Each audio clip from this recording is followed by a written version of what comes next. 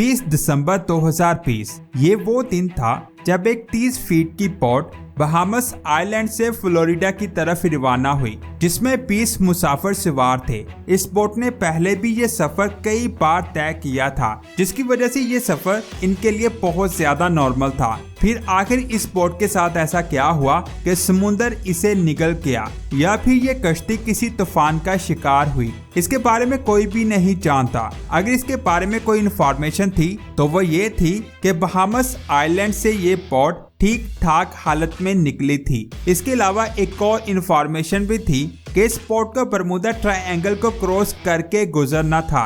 जब American coast guards को इस बात का इल्म हुआ तो इसके लिए एक सर्च ऑपरेशन कंडक्ट किया गया, जो समुद्र के उस हिस्से में मुसलसल 4 दिन और 4 रातों तक चलता रहा। लेकिन उस बोट के बारे में किसी को कुछ नहीं पता चला। आखिर उस बोट के साथ क्या हुआ था, ये आप जानोगे आज की इस वीडियो में। हम सब ने बरमूडा ट्रायंगल के बारे में बहुत कुछ सुना है। ये समुद्र का एक बहुत बड़ा हिस्सा है जो असल में अटलांटिक ओशियन में मौजूद है। ये ट्रायंगल फ्लोरिडा से बरमूडा आइलैंड और फिर पोर्टो रिको से होकर वापस फ्लोरिडा पर खत्म होता है। इस ट्रायंगल का एरिया 8 लाख स्क्वायर किलोमीटर के बराबर है, यानी ये ट्रायंगल पाकिस्तान और तुर्की से भी ज्यादा बड़ा है, जिसे बरमूडा ट्रायंगल कहा जाता है। ये ट्रायंगल पूरी दुनिया में बदनाम है क्योंकि यहाँ से जो भी जहाज और शिप गुजरती है उसका राब्ता अपने स्टेशन से टूट जाता है और इसके बाद वो जहाज और शिप हमेशा के लिए गायब हो जाते हैं। एक स्टडी के मुताबिक कई 100 जहाज और शिप्स यहाँ पर गायब हुए हैं। इनमें से कुछ ही का मलबा साइंसदानों को इस समुद्र के नीचे से मिला है, लेकिन उस जगह से नहीं यहाँ वो आखिरी बार रडार से शो हुए थे, जबकि बाकियों का ना तो मलबा मिला है और ना ही इनके अंदर मौजूद लोगों का कुछ पता चला है। समुद्र के इस हिस्से में बहुत ही स्ट्रॉन्ग वोर्टेक्स पाया जाता है। आखिर समुद्र के इस हिस्से में क्या है? क्या यहाँ बहुत बड़ा मॉन्स्टर है या इस एरिया में एलियंस रहते हैं? आखिर इसमें कुछ तो ऐसा राज है जिसकी वजह से ये ना तो किसी बहुत बड़े शिप को छोड़ता है और ना ही किसी जहाज को। लेकिन यहाँ पेश आने वाले अब नॉर्मल एक्टिविटी की वजह आखिरकार साइंसदान को मिल चुकी है। ये सारा मामला 1945 में शुरू हुआ था, जब यूएसए के 5 जंगी जहाज एक मिशन पर निकले थे। लेकिन बरमूडा ट्रायंगल के एरिया में आते ही यूएस नेवी के रडार से वो 5 जंगी जहाज गायब हो गए,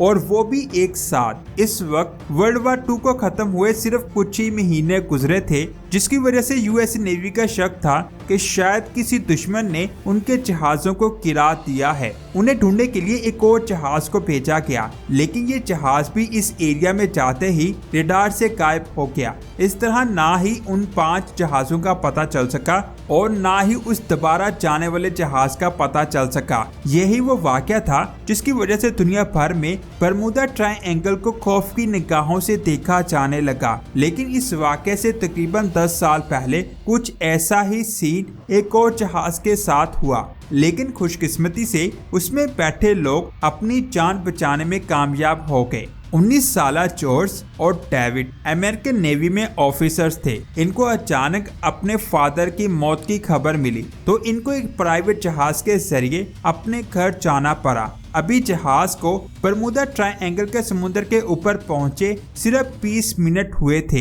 कि पायलट ने इनको बताया कि जहाज के तमाम आलात ने काम करना बंद कर दिया है। पायलट को ना तो फ्यूल का अंदाजा था और ना ही वो ये जानता था किस वक्त वो किस डायरेक्शन में जा रहा है। इन दोनों भाइयों का कहना था कि इतनी ऊंचाई से ना तो हमें कोई शिप नजर आ रहा था और ना ही जमीन का छोटा सा हिस्सा नजर आ रहा था। हर जगह पानी ही पानी नजर आ रहा था। इतने में पायलट के पसीने छूटने लगे और वो बेहोश हो गया। खुशकिस्मती से जहाज में को पायलट भी मौजूद था जिसने जहाज को कंट्रोल कर लिया। कुछ घंटों के बाद इन्हें जमीन नजर आ गई। यहाँ पर जहाज को इमरजेंसी लैंड करवाया गया। कई सालों के बाद जब बरमूडा ट्रायंगल अपने मिस्टीरियस वाक़े की वजह से मशहूर हुआ तो इन दोनों भाइयों को पता चला कि ये खुद इस चीज का शिकार हुए थे और खुशकिस्मती से वो बच भी गए। 2015 में एयर फैरो नाम का एक कार्गो शिप फ्लोरिडा से पोर्टो रिको जा रहा था, जो 1 अक्टूबर 2015 को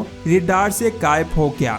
यूएस कोस्ट गार्ड्स और एयरफोर्स ने एक कंबाइंड सर्च ऑपरेशन किया और पूरे 1 महीने की सर्च के बाद एल फेरो समुद्र की सतह से 15,000 फीट नीचे मिला। जब इस शिप के कैप्टन से आखिरी राब्ता हुआ था तब ऐसा लग रहा था जैसे शिप में पानी आ चुका है और वो इस शिप से होने वाला आखिरी राब्ता था। उसके बाद 23 फरवरी 2017 ये वो दिन था जब तुर्किश एयरलाइन का एक जहाज फ्लाइट TK-183 क्यूबा का शहर हवाना में लैंड होना था, जिसकी वजह से इसे बरमूडा ट्रायंगल के ऊपर से गुजरना पड़ा। लेकिन अचानक पायलट ने कंट्रोल टावर को रिपोर्ट किया कि जहाज अजीब बिहेव कर रहा है, जिसकी वजह से पायलट ने फौरन जहाज का रुख बदल दिया। डोलस एयरपोर्ट पर जहाज को लैंड करवाया गया, जिसमें 440 मुसाफिरों की जान बच गई। इस तरह के और भी बहुत सारे वाकयात इस हदूद में पेश आ चुके हैं। इनमें से कई वाकयात रिपोर्ट हुए जिनकी लिस्ट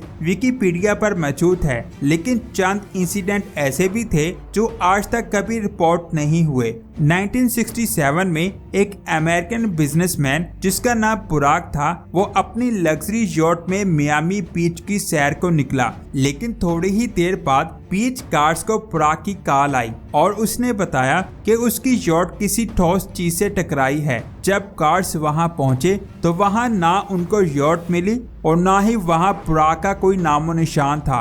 अब अल्लाह ही जानता है कि समुद्र में कौन सी चीज से उसकी टक्कर हुई थी। ये राज बुराक के साथ ही हमेशा के लिए दफन हो गया। ऐसे वाक़यात के बाद साइंसदान इसके बारे में जानने की दिन रात कोशिश करते हैं और इसके बारे में साइंसदानों ने कुछ ऐसे ठोस सबूत इकट्ठे किए हैं जिससे जाहिर होता है कि सच में अब ये राज से पर्दा उठ चुका है। एक अमेरिकन साइंसदान की एक टीम ने सैटेलाइट से बरमूडा ट्रायंगल की जांच की, जिसमें उन्हें कुछ ऐसा देखने को मिला जो शायद आज से पहले किसी ने नहीं देखा था। उन्होंने नोटिस किया कि बरमूडा ट्रायंगल के ऊपर कुछ ऐसे बादल बन रहे हैं जो ना तो स्क्वायर हैं और ना ही सर्कल में हैं, बल्कि ये क्लोड हेक्सागोन की शक्ल में हैं। इनका साइज 88 किलोमीटर से भी ज्यादा बड़ा होता है। एक्सपर्ट्स का कहना है कि ये बादल कोई आम बादल नहीं है, बल्कि ये एयर बॉम्ब क्लाउड है। यानी जब ये अजीब किस्म के बादल बनते हैं तो इनके नीचे बहुत तेज हवाएं चलती हैं, जिसकी स्पीड 250 किलोमीटर फी घंटा होती है।